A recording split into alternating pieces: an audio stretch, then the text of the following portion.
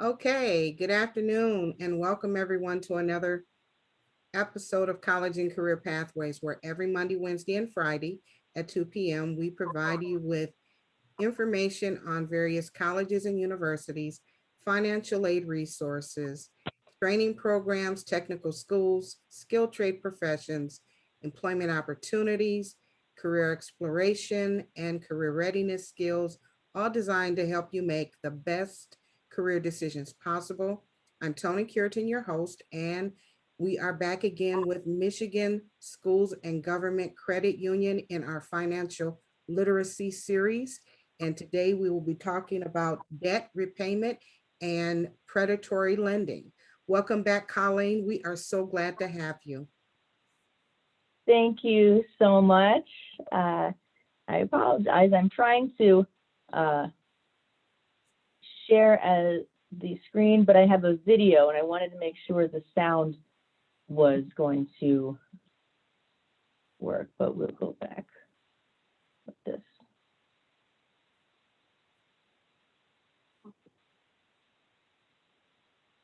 Okay. Can we see the shark now? No, we cannot. No? There you go. Okay, excellent. Oh, well, good afternoon. Apologize. Thank you so much. Today, we are going to be looking at a really important topic, predatory lending. We have been talking so far about personal finance in a positive way, how we can protect, how we can, build savings, how we can get the best deal, the lowest interest rates. And predatory lending is kind of the opposite of that. It's really feeling like you have not a lot of options and you feel stuck. So I do want to start with this. This is one of my favorite videos of this series, I have to say. I hope this sounds works.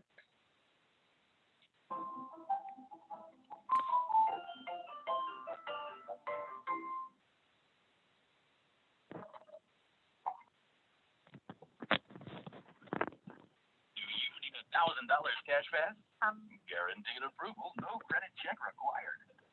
Are you a loan shark? A loan shark? We prefer the term money order. Loan shark sounds so Accurate? Audio's hardly, we can hardly hear it. Okay, what is...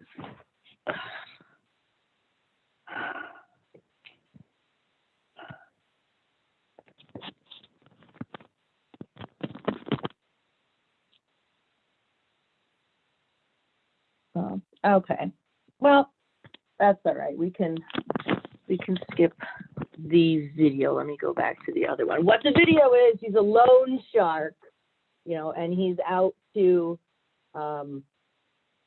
convince this woman at the beach that she, hey, you can have a free $500, and she's like, oh, well, how? And he says, well, you just loan it for me. I'll just borrow it for me. I'll loan it to you. And she doesn't have an interest. He has to convince her, and that's one of the reasons how it starts, where you are offered a loan that you weren't interested in the first place.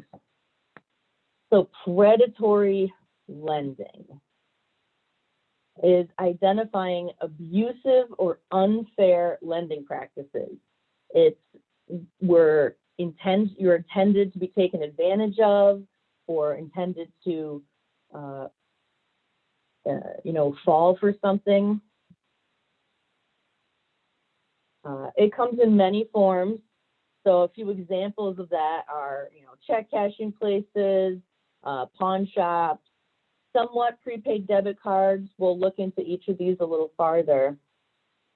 So starting with pawn shops or pawnbrokers, there's individuals, businesses that they're offering a secured loan to people with the item as the collateral. So if you have a necklace or a old Civil War sword and you take it to the pawnbroker and you say, I really need $150 to pay my light bill. Can you, give me some money for this?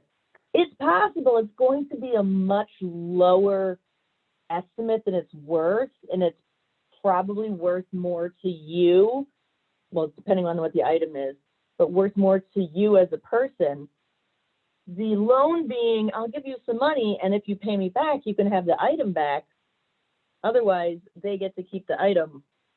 And sometimes you lose things that are really, really important to you. Payday lenders, you will see payday lenders all over around here. You know, ABC Cash, Easy Cash, Fast Cash, also called payday advances, salary loans, payroll loans, short-term loans. So, you know, any other name than payday. You know, they got to come up with a new name to get you to think of it as something else. These are short-term unsecured loans. So these are almost available to anyone, whether repayment is linked to a borrower's payday. Sometimes it'll be linked specifically, so it's taken from their check, or it is it's due on the next payday. We'll look. Prepaid debit cards in themselves are not predatory, but they can be used in a predatory sense.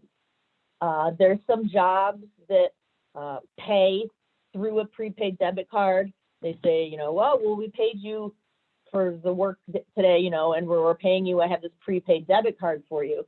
Well, technically, you're receiving the money. You're receiving the same amount of money, but it's not in an account. So the only thing you can do with it is, you know, kind of purchase retail. It's hard to pay bills, or you can't write a check off of it, or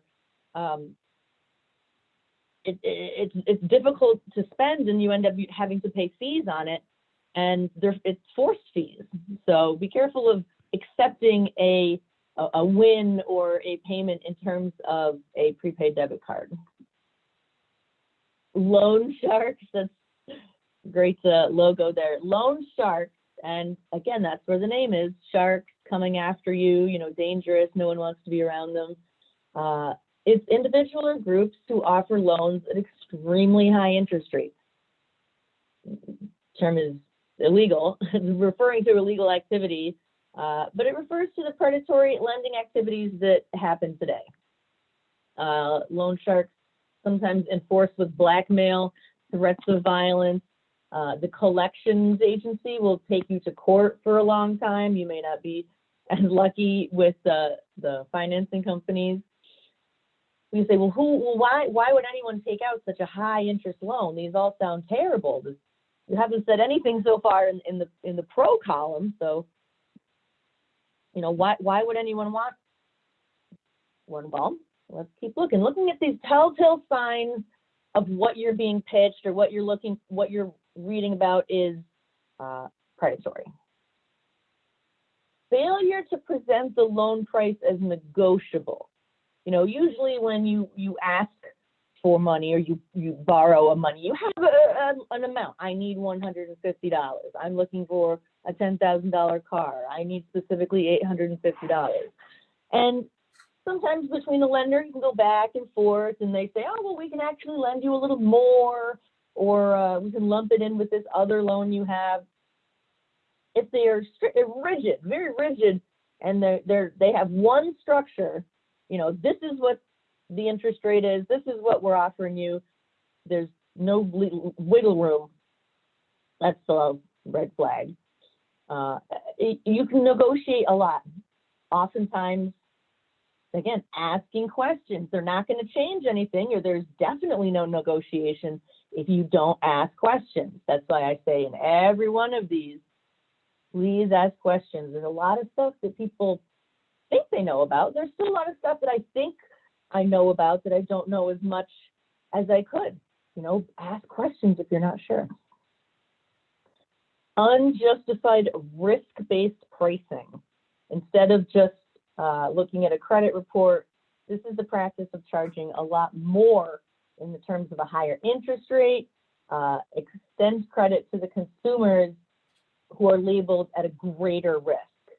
So you have someone who has a low credit score, maybe they've had a repossession, they can't seem to get a credit card approval, they're in a rough spot. that's exactly kind of the demographic they're looking for. They're looking for a situation where someone feels they have nowhere else to turn. And because they are in that risky position, that's how they can justify, well, we just have to cover ourselves. You know, what if you don't pay? And it ends up leaving the person who wanted the loan in a much worse position than they started with. Failure to clearly and fully disclose terms and conditions. If you've gone through any sort of loan, car loan, student loan, credit card, maybe not so much the credit card, but someone will sit down and explain it to you. You know, this is what the APR is. This is what the term, the payment, why this number percentage is higher than this number. You know, you should be able to ask them to explain all of it. If you can't understand it, or they're not allowing you to see, you know, the fine print, mortgage loans especially have a lot of kind of holes where a fee can be stuck in here, or, well, oh, I can definitely do that for you. I'm not going to mention there's a $500 fee that goes with it, or, well, you know, absolutely, you want the interest rate lowered 0.5%, no problem, I can do that. Well, it's going to cost you $5,000 to do that. You know, it's make sure you're looking at all things. Just because you hear one part that works, oh, a low interest rate, that sounds good. Well, what else? In the most gregarious of predatory cases, lenders and brokers have not only misled borrowers, they've altered documents after they've been signed. It's really an intention to keep you in a cycle of debt, which is really awful. Short-term loans have disproportionately high fees. Like I was saying, a lot of times they'll agree to work with you for these high fees. Payday loans, maybe a credit card advances, checking account overdrafts. These are all fees that you'll end up paying, like credit card late fees if you're having trouble with money, checking overdrafts. They're going to take the loan on payday, but if you don't have the money in the checking account, then you're going into the negative, and then you've got fees from the bank, and it's a really rough situation. You can even tax refund anticipation loans, where you file the taxes and you say, oh, it looks like I'll get $1,300. And if you only receive $800, they can give it to you today, you know, something like that. They'll take money when they can. The fee for advancing money in a short period works out to a significantly higher interest rate when you're looking at it for the whole year. You know, understanding percentage rates, knowing that the percentage rate is calculated, knowing how the annual percentage rate is calculated is the key to really understanding the true cost. It's annual percentage rate. So when you're hearing, I'm getting ahead of the slides, I apologize. As a form of consumer protection, you know, these banks, financial companies, credit unions, they're required to disclose all the costs of borrowing a standardized way. There's literally regulations on where it has to be placed on the page, you know, what big of a font certain things have to be in, that companies are responsible for putting forth a certain amount of effort to make sure their consumers understand. Calculation and disclosure of APR is governed by the Truth in Lending Act, which is relatively new, implemented by Consumer Financial Protection Bureau, which is also relatively new. There was the Credit Card Act, all about trying to put a stop or put, you know, a slowdown on these payday loans. For example, here's an example of where you might see some fees. So, okay, I need $300. You know, it's the car payment. I'm just a little short, or car repair. You know, car repair would be something that would come up more unlikely. So I don't know what to do. I'll get a loan for $300. I got to pay it back by next payday. That's fine. I have a full-time job. I get paid in 2 weeks, no problem. You know what? I pay it back in 2 weeks. There's not even any interest on it. Well, for the privilege of getting it so quickly, for the privilege of just not really having them do this long background, I got to pay $50. So that's the agreement I signed to. Yeah, it'll cost me $50 if I get to borrow the $300 for 2 weeks. Sounds fair, sounds like a lot, but look very closely before you leave. All lenders are required to disclose the effective APR of their loans. Remember, we said it was a 2-week loan. So if it was 2 weeks to pay this $300 loan back, it'd be $350, right? It'd be the $300 plus the $50. But if I couldn't pay back the entire $300 right away, and I needed some more time, if you were to consider this zero interest rate now, if you took 1 year to pay it back, it's going to cost you $1,300. Excuse me, it's 435%. When you're looking at a 2-week loan and they say it's 10% interest, 5% interest, that's just for 2 weeks. There's 52 weeks in the year. You got to change, or you got to change that to a whole year. You got to times it by the number of months or number of weeks, and that's how you get up to these extremely high interest rates. For example, what if you went to a payday loan? In the situation we just talked about, after a whole year, it would be just an absolutely insane amount of interest paid.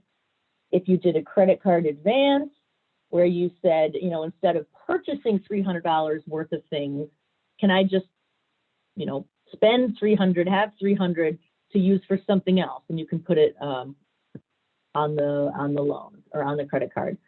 They'll usually charge a fee, usually much more than a couple dollars, usually like a $20 fee or so. And you took the whole year to pay off that same $300, you're still paying interest. You know, you still end up paying a little more money if you ended up going negative, if you ended up adding on to another loan you have. The reason they're showing this chart is that a lot of times payday loans exist or payday loans happen because someone feels like they have no other options, right? They feel trapped, that I can't go anywhere else. Okay. But this is showing that all of these scenarios that you may end up in after you can't pay back the payday loan, that should be your first stop. That should, anything you're willing to do, if any last ditch effort to pay off a horrible payday loan, do that first. Do that thing first. If you have to go, you know, negative into the bank account, into your checking account, and it's, you know, going to cost you some fees and extra, I hate to say that, but that's going to be less. If you have to, you know, borrow from your own credit card, you know, that's what it's there for. It's not free. It's not ideal, but really consider these payday loans as a last, or in my opinion, non-option. Avoid the trap. If you get behind on a loan from either the credit union or a bank, you know, you pay late fees. So that's the same. You pay late fees for a credit card. It's only fair. I agree to pay on time. The payday loan debt trap forces you to pay fees every month. So in the end, your revolving payday loan increases how much debt you have, which makes it worse. Originally, I was going to have to pay $300 towards my next paycheck, but then if that number keeps getting bigger, and it's a vicious cycle that really, it can lead you into bankruptcy because you feel very controlled. You get so overwhelmed that it ends up being embarrassing to ask for help, or you feel you're too far gone.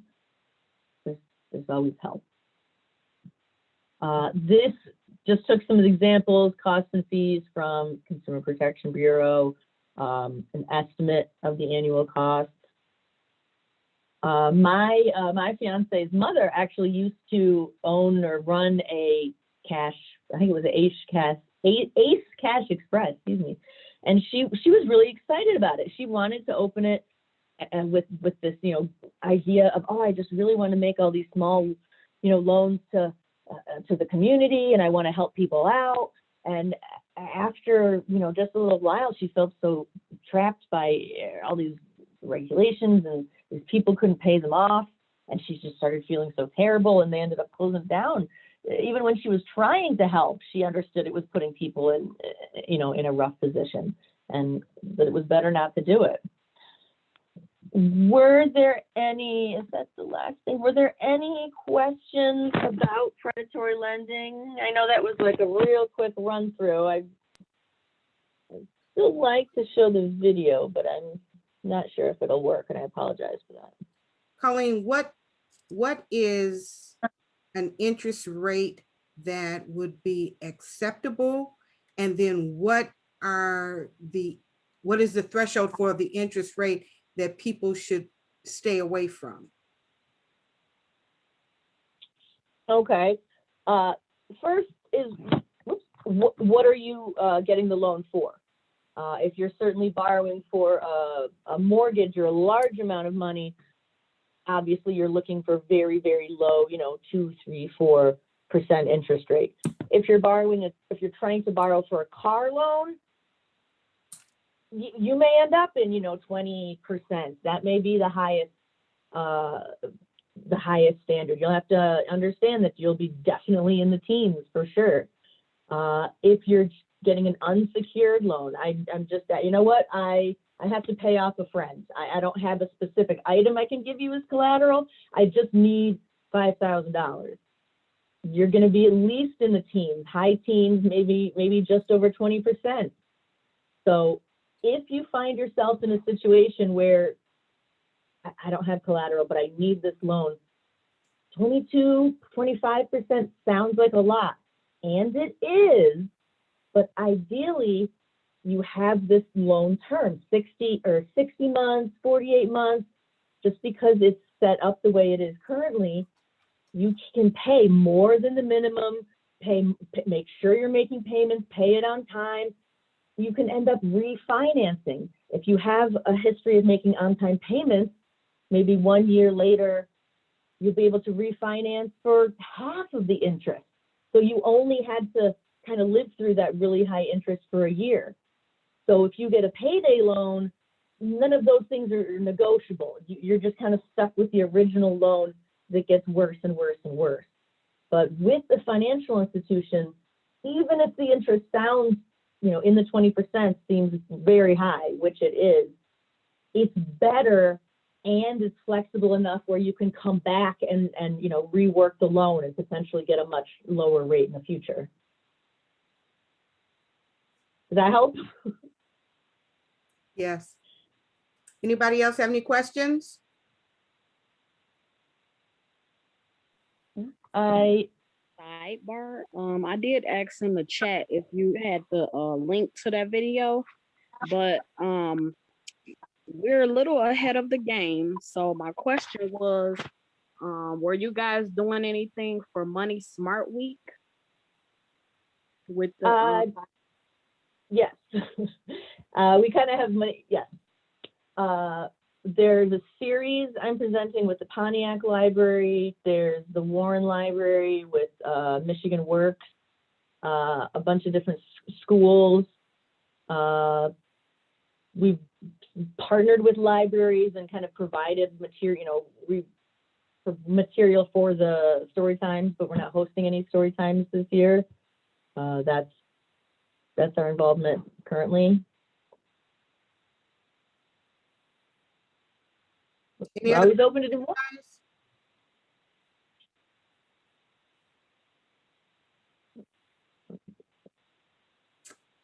All righty then. We're going to wrap things up.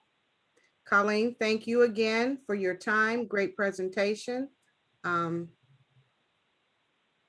Interesting, very, very interesting. I think an interest rate and APR in double digits is high. And I would be like, yeah, no thanks. Right. I mean, it's not going to get worse. That's something you get a fixed rate. If it's a 22%, it's really high. At least it's fixed, and it's not going to get worse. Where if you sign on for that, payday loan, the interest rate could continue to get higher and higher as you go. Wow. Is there anything in the works legislation wise that can combat predatory lending? In this, it reminds me of counterfeit money. In as much as they can change the bills, to stop counterfeiters, then they make the fake bills.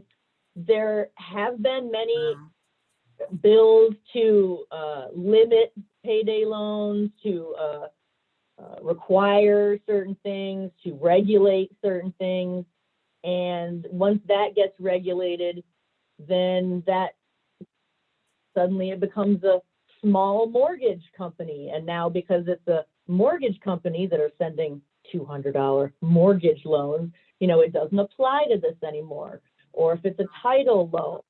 So a lot of things will get renamed or shuffled around to try to avoid the illegality. So yes, it's being worked on.